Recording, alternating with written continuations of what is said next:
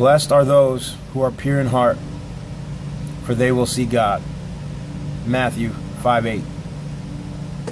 Now, in first studying this, I found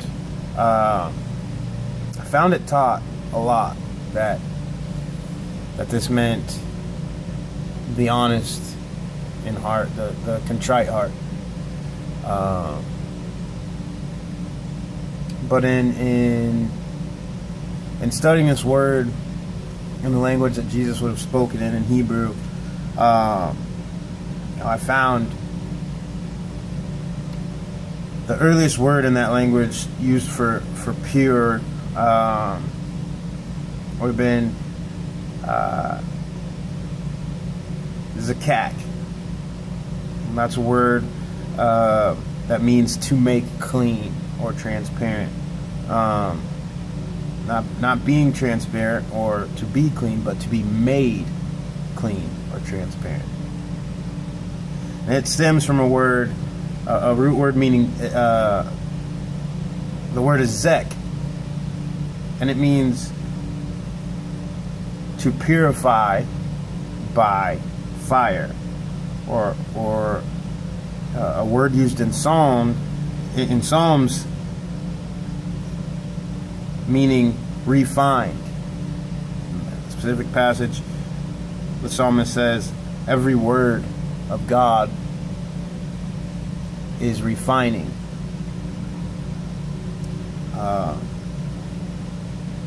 These things together make it plain that what Jesus is talking about here is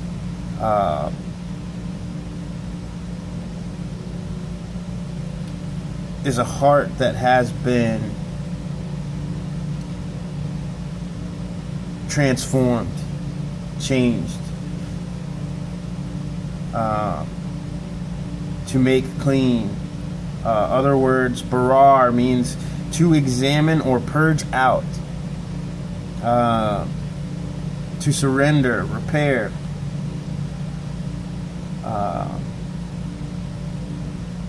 Beloved, emptied. And the word that I believe Jesus used here means this: to be bare or blameless, guiltless, my favorite, unpunishable, and free. So here Jesus says, blessed are the unpunishable. Now here's why I believe this is the word that Jesus used, because the next part is the blessing, right? For they will see God. And what do we know about what Christ has done for us? Remember, Christ is talking to sinners. He has made us unpunishable. For now, we may see God. This is powerful. This goes way beyond an attitude of having an honest heart. All of the things that we've talked about in this Matthew chapter 5 so far, it takes an honest heart to get there. But even most of these things, to approach with an honest heart, we need Christ. That's the beautiful thing about right here in Matthew 5:8.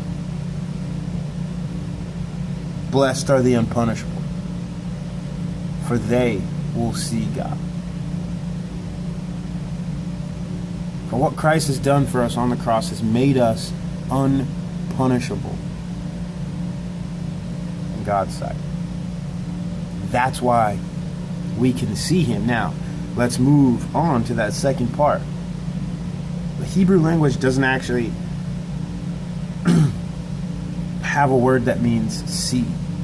The word for the actual action of seeing is closer to vision. The word is raha. It means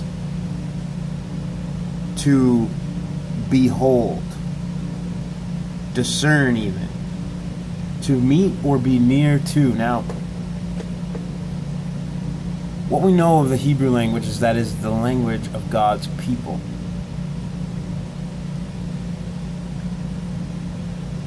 its purpose is to examine the heart. This is why I believe the word for see isn't just as simple as looking at something and being able to say that it is there. But this word for vision here, raha, it wasn't enough to acknowledge God in sight, but to behold Him, to discern Him, and draw near to Him. That was the blessing that Christ gave to the unpunishable. They may now, because they are not able to be punished, they are now able to behold the glories of God, the character of God, discern those things, and draw near to Him. This is powerful for your faith, truthfully, as we set out here.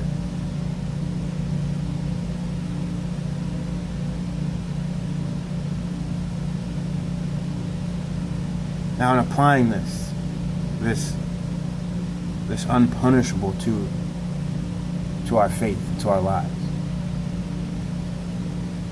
this is not a I can't be touched, I can do whatever I want, right? This is somebody else stepped up to take the punishment you deserve, that you should live according to that standard.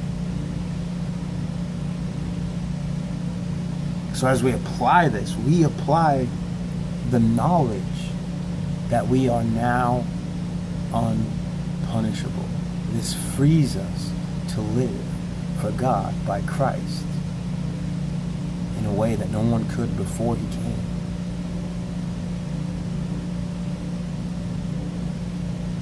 This allows us to behold God in our relationships, in our marriage, with our children, in our home, in our workplace, our jobs, our businesses, our finances. We behold God, we discern Him, and we draw near to Him in all of those areas because we are unpunishable by Christ.